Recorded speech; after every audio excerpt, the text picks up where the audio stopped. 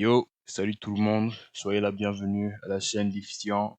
Comme d'habitude, on est là, c'est la routine. Le nouveau chapitre de My Hero, chapitre 366. Cette semaine, je vais être honnête, il y a eu beaucoup de trucs qui m'ont plu, beaucoup de trucs qui m'ont plu et beaucoup de trucs euh, pas forcément beaucoup de trucs qui ne m'ont pas plu, mais une seule chose qui ne m'a pas plu et je pense que vous savez tous ce que c'est. Mais une chose dont je suis vraiment content, c'est le retour de ce personnage ici, Deku, qui enfin, après des chapitres, tant de chapitres, étant séparé de son équipe, rejoint finalement l'équipe qui est en train de souffrir terriblement. Mais le plus important, c'est qu'il soit là maintenant. Je sais même pas quoi dire, ni par quoi commencer. Déjà, le chapitre, comme j'ai l'impression que récemment, les chapitres ont été plus courts, beaucoup plus rapides à lire. Mais euh, je sais pas comment commencer. Bon, je, je commence par ce qui me plaît ou ce qui ne m'a pas plu.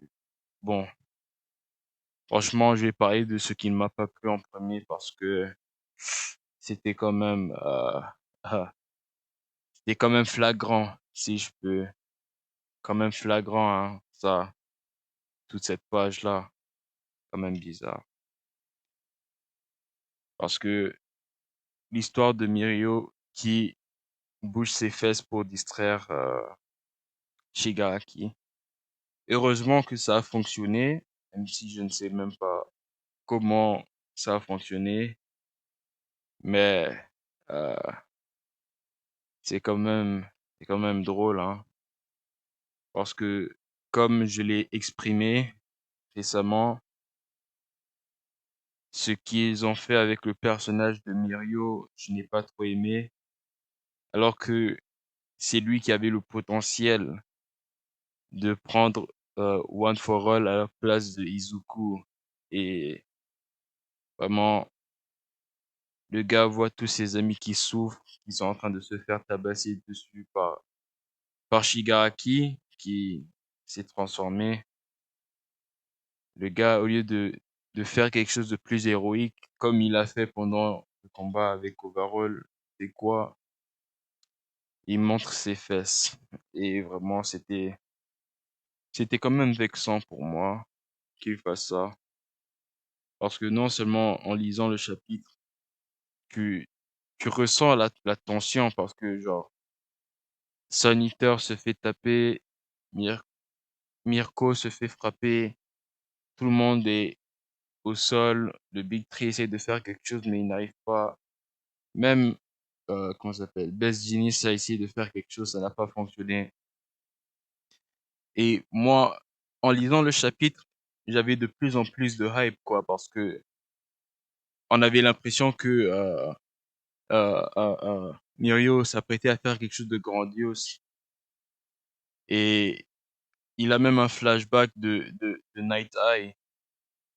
Night Eye qu'on n'a pas connu pendant longtemps, mais qui a quand même eu un effet assez grand sur l'histoire parce que ça a vraiment fait rentrer les choses en perspective que une erreur et tu peux mourir, même si avec ce qui se passe avec Bakugo, ce n'est pas vraiment le cas. Mais on a vu que genre, tu fais une erreur, tu peux mourir, surtout contre un adversaire qui a tant de pouvoir.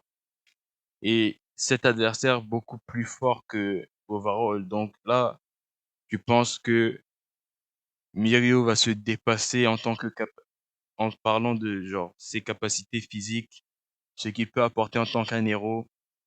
Tu vois Night qui le dit qu'il va être un héros exceptionnel quand il va mourir. T'as même un flashback. Et voilà, on arrive à ça. Ça, vraiment, vraiment, c'était une chute. Vraiment, je sais pas quel mot utiliser pour décrire ça, cette atrocité. Ça, quand même. Et j'ai vu l'argument en ligne que, oh, soi-disant, c'est dans son personnage parce que c'est un comique, il aime faire rire les gens, même pendant qu'on s'appelle. Euh, Pendant le festival, quand il ramenait Eri, il a montré ses fesses dans un buisson, mais toute chose a un contexte. Il y a un temps pour tout. Et cet instant, quand ce calibre de méchant, ce n'était pas le moment pour ça. Pas du tout le moment pour ça. Parce que ça, c'est terrible. Mais quand même, Shigaraki, Shigaraki a été pris par surprise, comme j'ai été pris par surprise et comme la communauté a été pris par surprise à cause de ce n'importe quoi. Et Deco est finalement arrivé, ce petit morveux. Vraiment, il m'a manqué. Il m'a assez manqué, je vais pas mentir. J'attendais qu'il arrive depuis, je sais même pas combien de chapitres. Même si j'aurais préféré qu'il revienne un peu plus tôt, qu'il revienne à l'instant où Bakugo s'est fait tuer entre guillemets, parce que ça allait être plus dramatique. Mais bon, on sait jamais comment Horikoshi peut faire ça pour le prochain chapitre. Mais ce panel-là, là où les deux se regardent dans les yeux, c'était exceptionnel.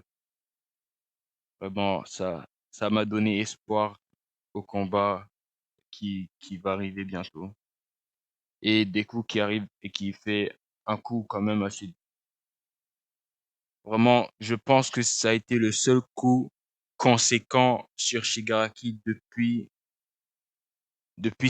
cette phase de la guerre. Honnêtement, on n'a jamais vu Shigaraki se prendre un coup comme ça et il est resté à l'air comme ça.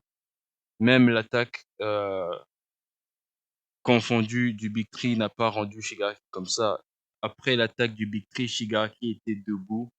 Il se comparait à All Might dans son prime, donc tu peux seulement te demander quelle est la force actuelle de Deku. Même si, personnellement, je pense que Deku est un des héros les plus forts actuellement qu'il y a dans l'histoire. Ça, c'est mon avis personnel.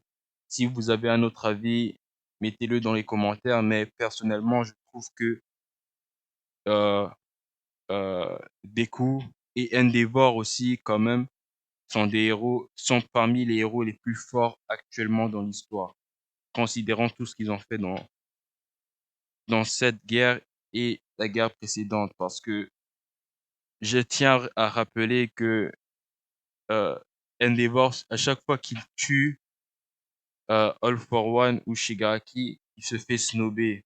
D'ailleurs, on a besoin de retourner au combat pour voir ce qui se passe, parce que vraiment, ça fait un moment depuis que ils se battent là-bas et j'aimerais savoir ce qui se passe. Mais à part le retour de Deku, il y a cette transformation de Shigaraki aussi dont j'ai envie de parler. Shi- Vraiment, on dit qu'il rentre dans sa forme optimale, que c'est une forme assez défensive qui, à cause du contexte dans lequel il se trouve, il n'a pas ses haltères, il ne peut pas se régénérer forcément. Du coup, son corps s'adapte pour être euh, plus, pour être mieux dans ce combat. J'ai trouvé intéressant le design, surtout, il est intéressant, mais je sais pas pourquoi c'est c'est les personnages, je vais pas dire les personnages mineurs parce que ce sont pas des personnages mineurs, mais pendant la durée du combat, on a vu que, à part peut-être Bakugo qui a mis la cicatrice sur le côté du visage de Shigaraki, il n'y a personne pendant le combat qui a vraiment fait un impact sur Shigaraki jusqu'au point où il a dû genre se transformer physiquement. Sauf si il y a l'argument que le fait qu'il se transforme soit complètement mental. On voit ça avec genre les membres de sa famille qui manifestent. Ça, si c'est le cas, je peux comprendre que, à cause des dégâts, mentaux qu'il s'est pris, je peux comprendre cet argument si c'est le cas. Mais ça reste à être ça a été expliqué, mais j'aimerais voir les conséquences que ça a dans les chapitres à venir. Ce chapitre, ce panel-là est quand même cool, je tiens à le dire, un de mes préférés. Mais à part ça, honnêtement, en général, j'ai bien aimé le chapitre, beaucoup de tension. On sentait qu'il y avait un danger à part cette petite, à part ça, le chapitre aurait été fantastique, un 10 sur 10 peut-être, surtout à cause du retour de Deku, parce que ça fait un bon bout de temps depuis qu'on l'a vu en action et j'aimerais voir ce qui se passe. Une autre chose que j'aimerais voir, c'est sa réaction quand il va voir Bakugo au sol. Parce que, à ce qu'on sache, Bakugo n'a toujours pas été réparé par Headshot. Ils sont toujours quelque part en train de le soigner et peut-être qu'il est toujours au sol. Si Deku, déjà en faisant ce dégât-là, sans forcément être le plus énervé qu'il est, après avoir vu le corps de Bakugo, peut-être qu'il va genre retourner au moment épique pendant la première guerre où il se libère genre il libère tous ses pouvoirs pour aller au max. Et surtout du fait que on n'a toujours pas vu l'alter du deuxième utilisateur, ça serait aussi cool de voir comment ils vont incorporer cet alter dans ce futur affrontement. Et à part ça, comme je l'ai dit tout à l'heure, j'aimerais aussi retourner vers Endeavor et All for One pour voir ce qui se passe parce que d'après ce qu'il nous a dit, All for One a un temps limité dans l'état qu'il est à cause de l'alter de Eri. Donc, j'aimerais voir l'effet qu'il va avoir euh, avec si peu de temps euh, qui lui est attribué. Mais à part ça, ah oui, Anif m'a dit que il a vraiment apprécié le retour de Deku dans ce chapitre, même si dans le dernier il l'a insulté. Mais après c'est Anif quoi. Anif aime ses personnages et voilà, il dit ça avec amour. Au moins je pense qu'il le dit avec amour. Mais sinon, à part ça, je sais pas s'il y a grand chose à ajouter. Donnez-moi votre avis sur le chapitre.